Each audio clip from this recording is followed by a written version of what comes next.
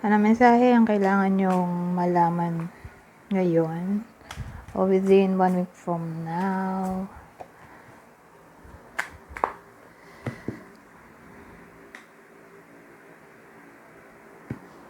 Dalawa yung naisip kong scenario dito. Positive at negative. Yung negative, hindi nyo makukuha yung success dito. Ano kaya yun? Unhappiness? Regarding sa secrecy, sabihin natin may inaalam kayong katotohanan, hindi nyo pa rin malalaman ang sagot. Halimbawa, dumaraan ng depression, mental problem yung iba sa inyo, anxiety, ganun pa rin within 1 week from now. Parang nagda-doubt kayo sa sarili nyo, walang tiwala, walang trust. Yun yung negative. Yung positive, di balik ta rin nyo lang. Okay? So, yun yung positive. Hindi ko na ulitin kasi magtatagal ako.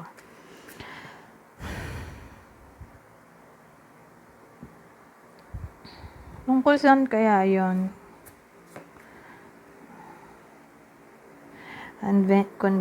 Unconventional? Something unconventional? So, third party situation, friends with benefits, situationship. Something na hindi normal. O hindi, parang wala sa tradition, ganyan. Hindi nakasanayan.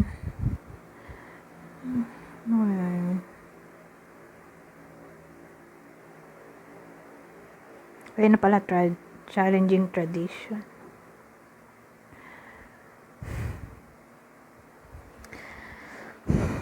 Deception siguro. Kasi, commitment din to eh. Commitment nga. Commitment sa relasyon. Kasi marriage din to eh. Marriage code. So, anything na may kinalaman sa relasyon, posible, na parang secret, unclear sa iyo. Hindi mo pa malalaman. So, again, yung positive, kabaliktaran lang ng mga negative na sinabi ko. So, sino yung partner dyan? Kung sakali man.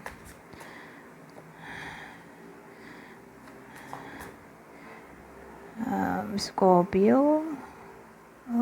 Cancer. Ito Cancer o Cancer Pisces. So, pwedeng taong involved dito.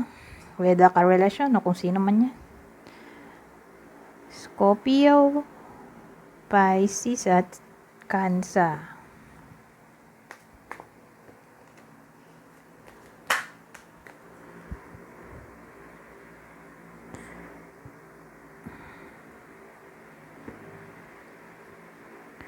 Well, dito, whether sarili mong family to o biological family. Pro ng gossip. O masyadong critical. Parang masakit magsalita. Ganyan. Rude. So, minsan mo na pwedeng maging ganito sa inyo within 1 week from now o pwedeng kayo yon. O sabihin natin sarcastic, frank,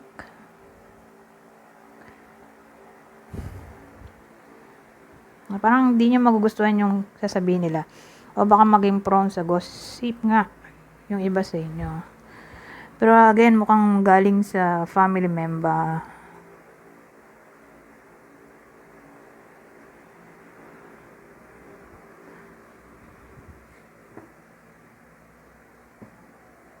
Naisip ko baka neighbor, pwede rin. So, sino kaya yung pwedeng maging ganun sa inyo? Dalawa lang. Ayun, sakto dalawa. Leo, Virgo.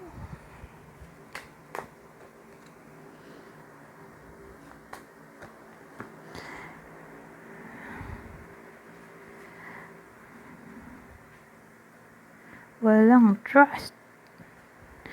Eto, gossip na naman tulad dito. Ay, saan ba yung may gossip? Ito pala.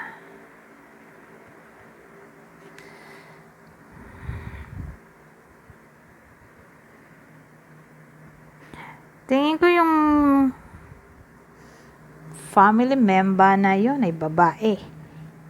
O neighbor. So, family member, o neighbor, babae, kasi may babae tayo dito. Nanay na siguro, o nanay nyo, lola, ay basta ganyan, mukhang may anak na.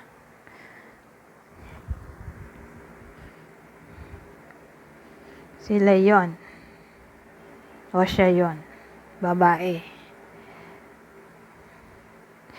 Okay, bukod dito sa Leo, Virgo,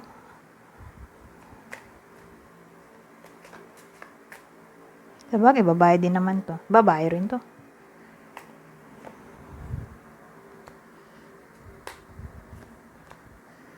Oh.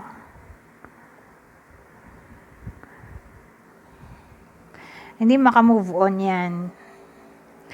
Iba sa inyo, di pa rin makamove on. In pain pa rin.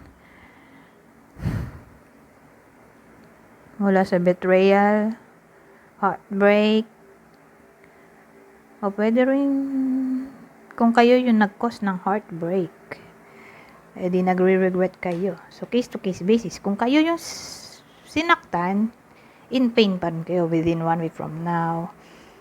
Kung kayo yung nanakit, magre-regret kayo. Ngayon, ano kaya ang cause nito? Ito. O separation din to eh. So, alamin natin anong possible cause. Yung lalaki, ano to? Siguro long distance, anong cause? Distance siguro, lalaki, nakipag-break. Siguro, long distance. O ginost ng lalaking to. O pwede Aquarius, air sign to eh.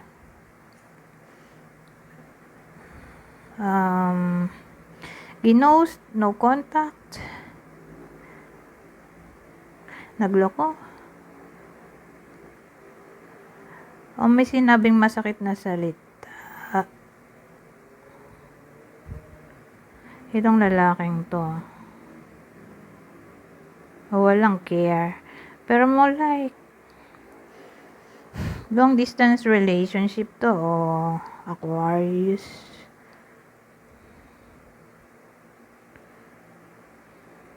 O dahil may ibang inspiration na tong lalaking to.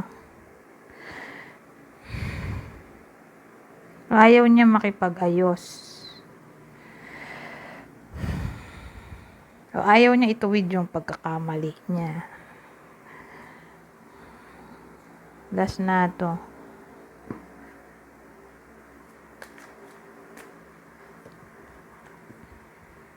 Pero wait lang. Sabagay, sinabi ko na Aquarius to. Ito, dito pa rin tayo sa apat na to. 1, 2, 3, 4. Sign, possible sign yan. Leo, bukod sa Aquarius, at Gemini. Leo, Gemini, Aquarius. Ito, ano to? Last na to.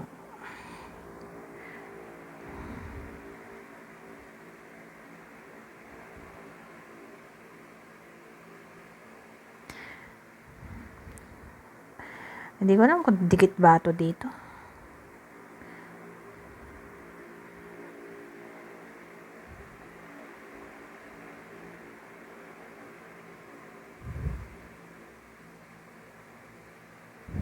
Kasi sabi ko kanina dun sa iba, di maka-move on. Ito parang nag-move on. Pero wait lang.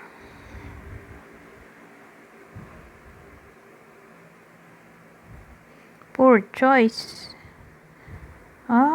So kung i-relate natin to dito sa apat, 1, 2, 3, 4. Yun nga, may isa sa kanila, malamang babae kasi lalaki yung nakipag-iwalay o nag-cause ng pain o nag-lead sa no contact ng ghost o foreigner siguro to o nasa malayong lugar o kasal na siya, who knows. Babae yung gusto makipagbati, malamang lalaki to. Parang gusto nga makipagbati pero mali na makipagbati pa sa taong yan.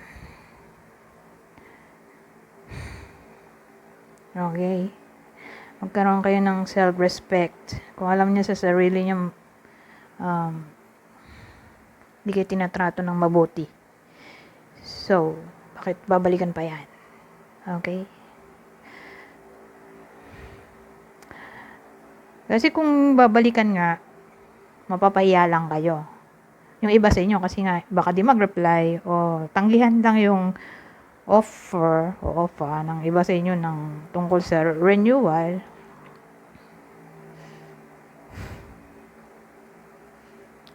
So